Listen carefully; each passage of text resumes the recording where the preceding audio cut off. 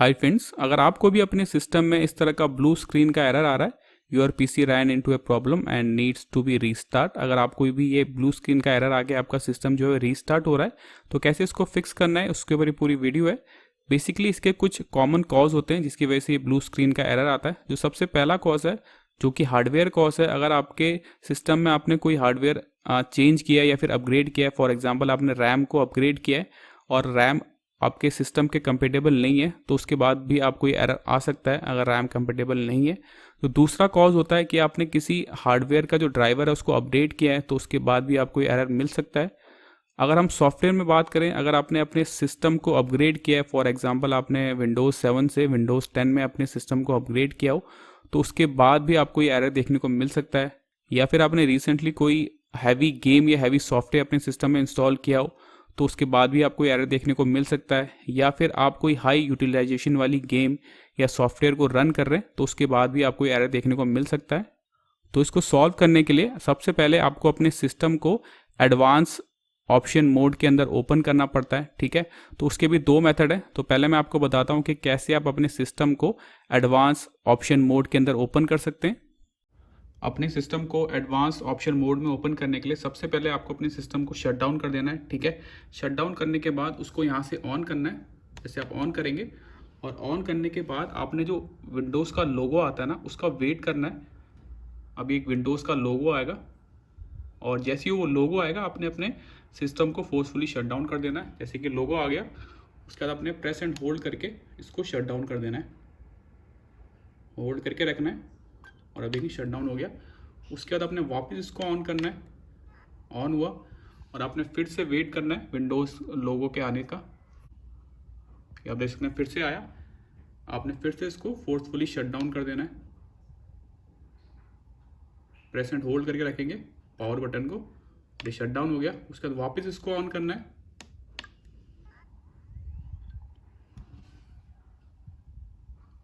Wait करना है आपने और वापस आपने इसको फोर्सफुली शट डाउन कर देना है। ये मैंने इसको फोर्सफुली शट डाउन कर रहा हूं मैं इसको, और ये हो गया, ठीक है। आपने इसको वापस ऑन करना है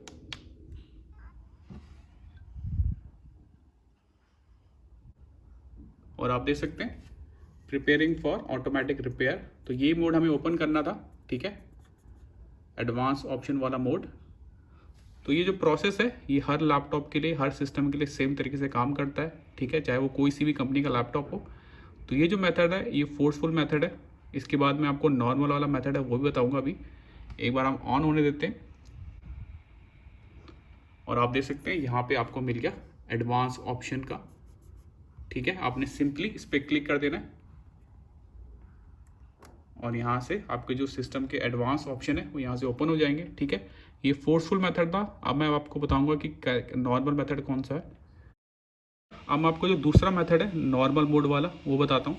आपने सर्च बार पे जाना है यहाँ पे और यहाँ पे आपने लिखना है रीसेट दिस पीसी और ये ऑप्शन मिल जाएगा आपको रीसेट दिस पीसी वाला, ठीक है। इस पर आपने क्लिक करना है। क्लिक करेंगे और यहाँ पे आपको मिल जाएगा ऑप्शन एडवांस स्टार्टअप, ठीक है। आपने सिंपली रीस्टार्ट नाउ पे क्लिक करना है। अब जो आपका सबसे पहला स्टेप रहेगा, आपको सबसे पहले जाना है ट्रबल शूट के अंदर, ठीक है। उसके बाद आपने क्लिक करना है एडवांस ऑप्शन के अंदर।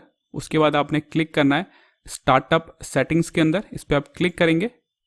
उसके बाद आप रीस्टार्ट पे क्लिक करेंगे तो उसके बाद इस तरह का विंडो खुल के आएगा। तो सबसे पहले हम क्या करेंगे, हम अपने सिस्टम को सेफ मोड में ओपन करेंगे और अगर हमने अभी रिसेंटली कोई नया सॉफ्टवेयर या नया गेम इंस्टॉल किया हो या फिर विंडोज़ का कोई नया मैनुअली अपडेट अपने सिस्टम में इंस्टॉल किया हो और उसके बाद से हमें ये इशू देखने को मिल रहा है, तो हम सबसे पहले उसको अनइंस्टॉल करेंगे।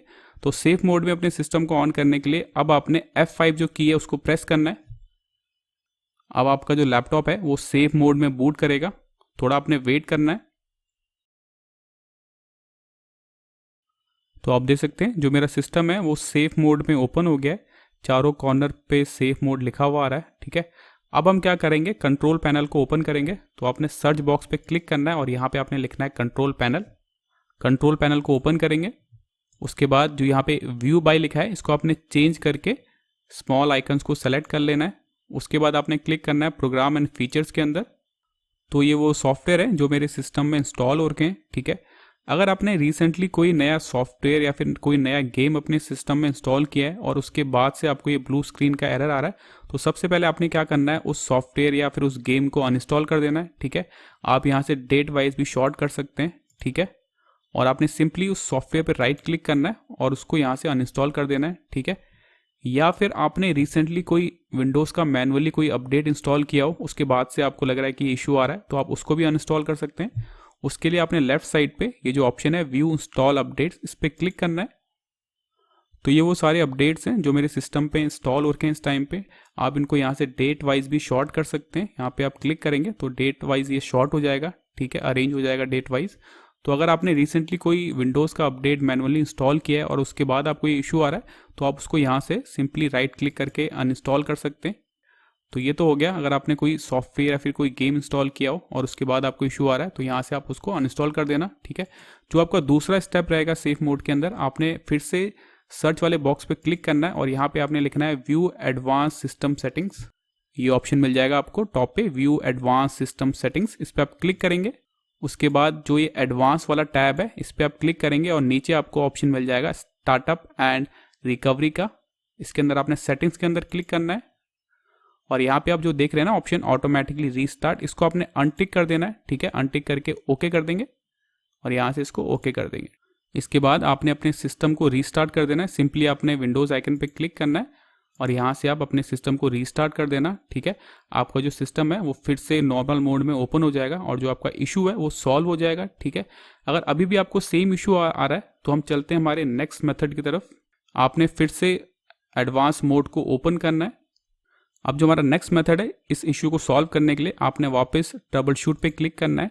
उसके बाद आपने एडवांस ऑप्शन पे क्लिक करना है और उसके बाद आपने क्लिक करना है सिस्टम रीस्टोर पे, इस पर आप क्लिक करेंगे। इस ऑप्शन के थ्रू अगर आपके सिस्टम में कोई रीस्टोर पॉइंट बना हुआ है तो आप अपने सिस्टम को उस बैक डेट पे रीस्टोर कर सकते हैं और जो आपका इशू है वो सॉल्व हो जाएगा इस मेथड से। तो आपने थोड़ा वेट करना है।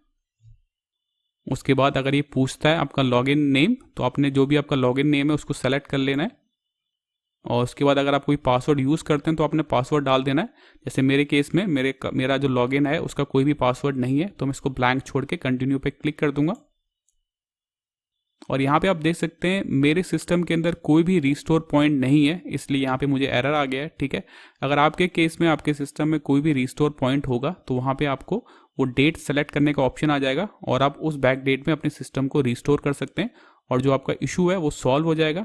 अब हम चलते हैं हमारे नेक्स्ट मेथड की तरफ, इसको कैंसिल कर देते हैं।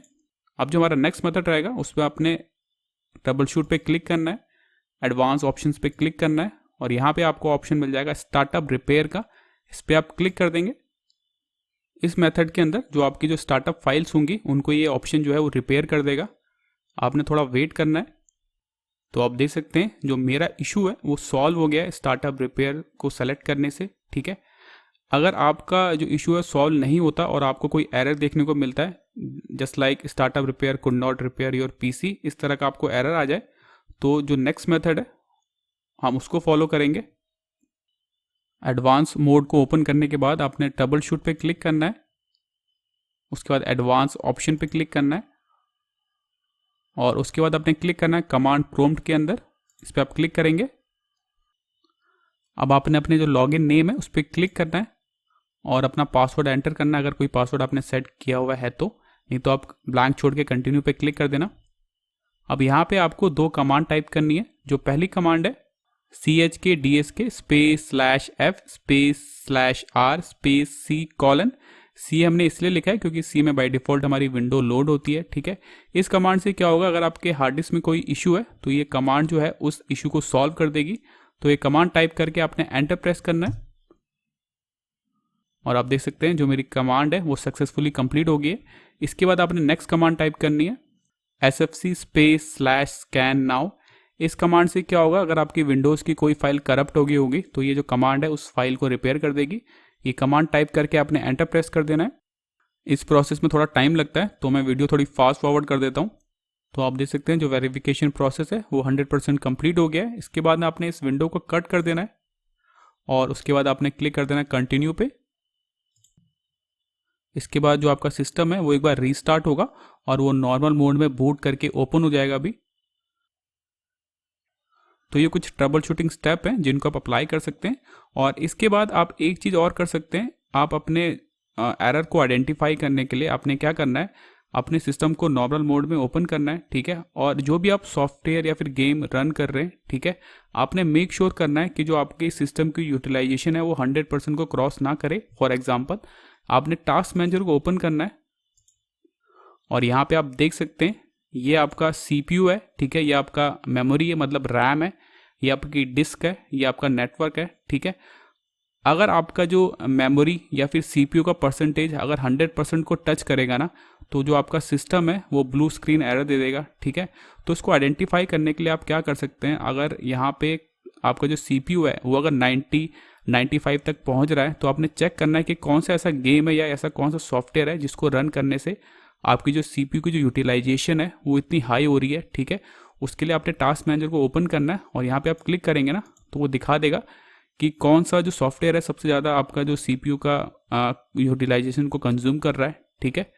तो ये भी आप एक तरीका है जिससे आप मॉनिटर कर सकते हैं कि आपका कौन सा ऐसा गेम है, आपका कौन सा ऐसा सॉफ्टवेयर है जो आपका CPU या फिर मेमोरी की जो यूटिलाइजेशन है उसको 100% तक क्रॉस कर रहा है, ठीक है। अगर ऐसा कोई गेम आपके सिस्टम में है जो आपके CPU या फिर रैम की जो परसेंटेज है उसको 100% तक लेके जा रहा है, तो मेरा सजेशन यही रहेगा कि आप उस गेम को या फिर उस सॉफ्टवेयर को प्ले ना करें, क्योंकि हर लैपटॉप या सिस्टम की एक कैपेसिटी होती है, उस कैपेसिटी के अराउंड ही वो उस गेम या फिर सॉफ्टवेयर को रन कर सकता है, ठीक है। अगर आप अपने सिस्टम में हाई यूटिलाइजेशन वाली गेम या फिर सॉफ्टवेयर को प्ले करेंगे तो जो ब्लू स्क्रीन का एरर है वो आएगा ही आएगा, आप उसको रोक नहीं सकते। तो ये कुछ ट्रबल शूटिंग स्टेप थे जिनको आप फॉलो कर सकते हैं। तो ये था इस वीडियो में। Thank you.